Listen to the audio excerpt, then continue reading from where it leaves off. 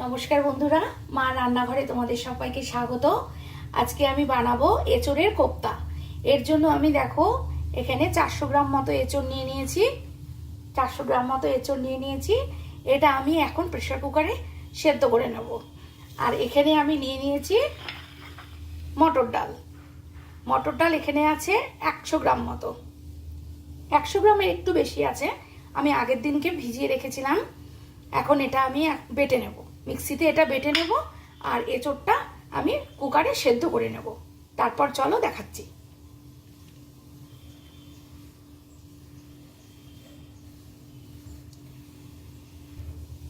দেখো আমি এটা মিক্সিতে নিয়ে নিয়েছি, আর সঙ্গে 3টে কাঁচা লঙ্কা নিয়ে নিয়েছি। দিয়ে দেবো এখানে পরিমাণ মতো নুন। এবার এটা বেটে নেব। এটা একদমই শুকনো শুকনো বাটতে হবে, এটাতে কিন্তু বেশি জল দেওয়া যাবে না। দেখো আমার কিন্তু মিক্সিতে এটা বাটা হয়ে গেছে। হ্যাঁ, আর এঁচোড়টা আমি এখন কুকারে সেদ্ধ করে নিচ্ছি। একদিকে আমি প্রেসার কুকারে এঁচোড়গুলো সেদ্ধ করছি, আর একদিকে এই মশলাটা আমি করে নেব। দেখো 3টে লঙ্কা, 3টে শুকনো লঙ্কা নিয়েছি, অল্প একটু এলাচ, অল্প একটু দারচিনি, অল্প একটু সর্ষে, সাদা জিরে, পোস্ত, আর আদা আর লঙ্কা। এগুলো আমি সব মিক্সিতে ভালো করে পেস্ট করে নেব। দেখো এঁচোড়গুলো সেদ্ধ করে আমি একটা পাত্রে ঢেলে নিয়েছি। এঁচোড়গুলো ঠান্ডা হয়ে গেছে। এখন এগুলো আমি সব হাত দিয়ে এরকম করে চটকে নেব। এর মধ্যে দিয়ে দেব ছোলার ডালটা। দেখো এর মধ্যে আমি নুন, হলুদ আর একটু মিষ্টি পরিমাণ মতো দিয়ে এটাকে ভালো করে মাখিয়ে নেব। ডালটা এর মধ্যে দিয়ে দিয়েছি। তোমরা এটা মটর ডাল দিয়েও করতে পারো, ছোলার ডাল দিয়েও করতে পারো। ভালো করে মাখিয়ে নেব।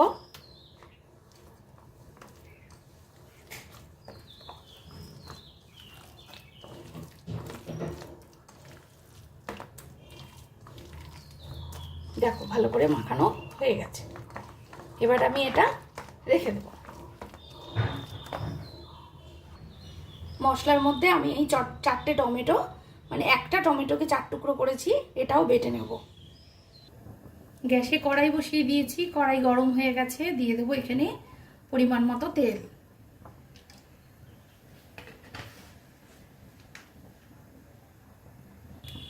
তেল গরম হয়ে গেছে। এবার এই বাটাটা আমরা আমাদের হাতের শেপ অনুযায়ী, মনের যেটা তোমার ভালো লাগে, হ্যাঁ, গোল গোল হতে পারে, আমি এইভাবে দিলাম। এরকম করে সম্পূর্ণটা ভেজে নেব।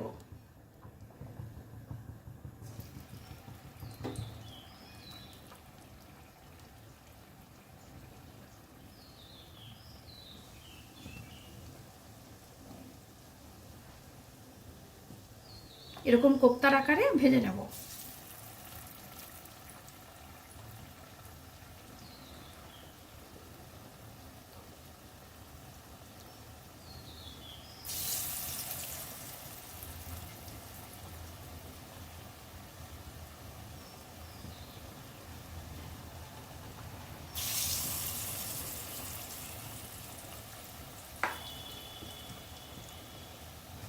দেখো আমি কয়েকটা বানিয়ে ছেড়ে দিয়েছি। এটা লাল লাল করে ভেজে ওঠাবো, ততক্ষণ ভাজতে থাক। এগুলো এক এক করে এবার উল্টে দেবো।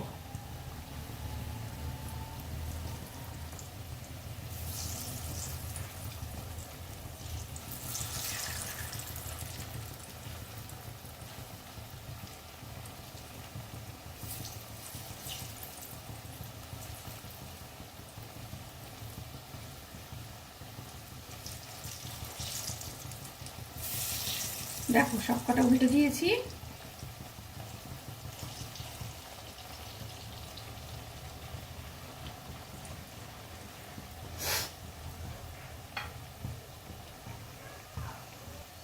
কোপ্তাগুলো কিন্তু একদম রেডি হয়ে গেছে। এগুলো আমি তুলে দেবো এক এক করে।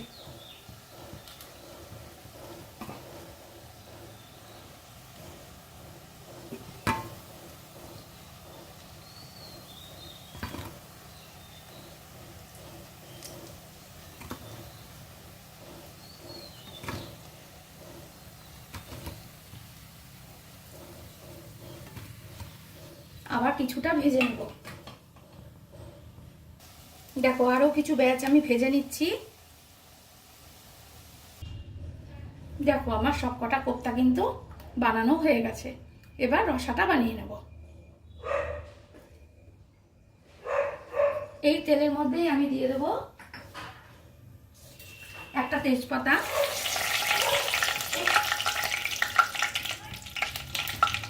আর এতটা মতো সাদা জিরা।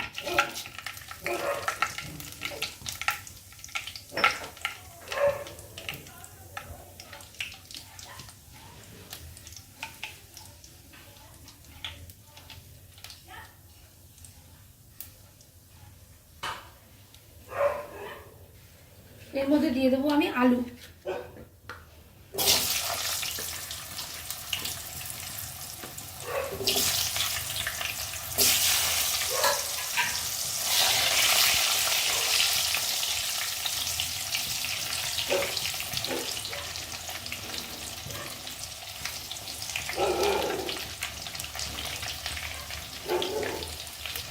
আলুগুলো ভাজা হয়ে গেছে। এর মধ্যে দিয়ে দেবো স্বাদ মতো নুন।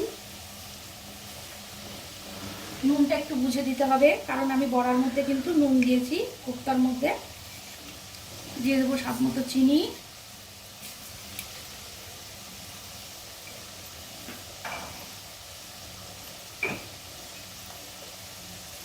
দিয়ে দেবো হলুদ।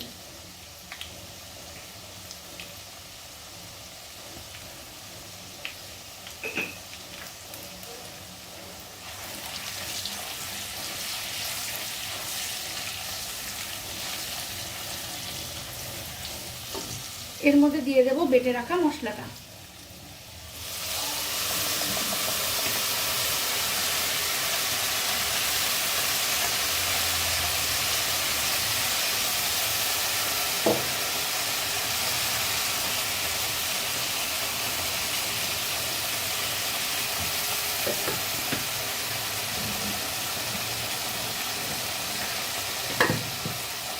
ভালো করে এটা কষিয়ে নেব।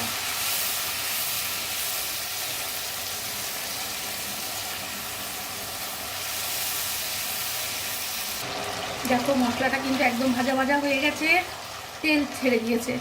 এর মধ্যে দিয়ে দেবো আমি এখন মিক্সির ধোয়া জল। মিক্সিটাকে ধুয়ে রেখেছিলাম, তার জল দিয়ে দেবো।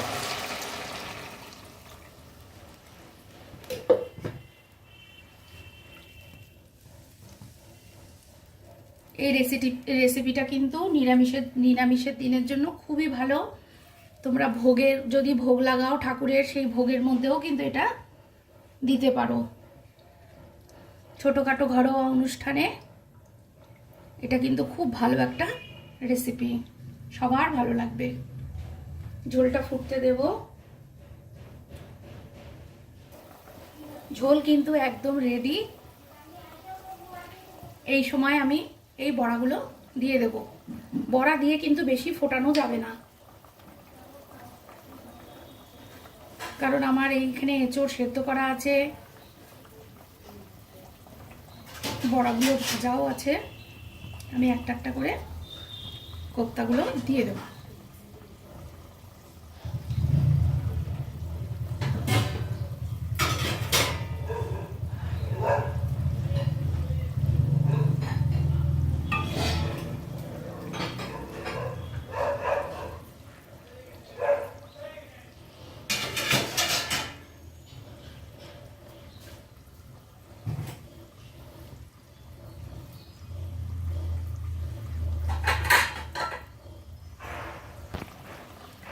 এঁচোড়ের কোপ্তা কারি একদম রেডি।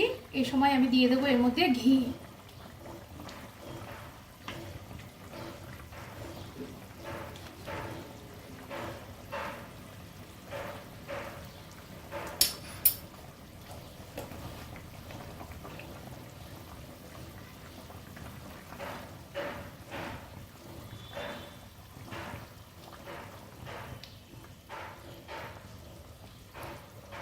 ব্যাস, ভিডিওটা যদি ভালো লেগে থাকে প্লিজ লাইক কমেন্ট করো, আর সাবস্ক্রাইব করে আমার পাশে থেকো। তোমরা ভালো থেকো, সুস্থ থেকো, টাটা। এইভাবে কোপ্তা কারি খেয়ে আমাকে প্লিজ কমেন্ট করে জানিও।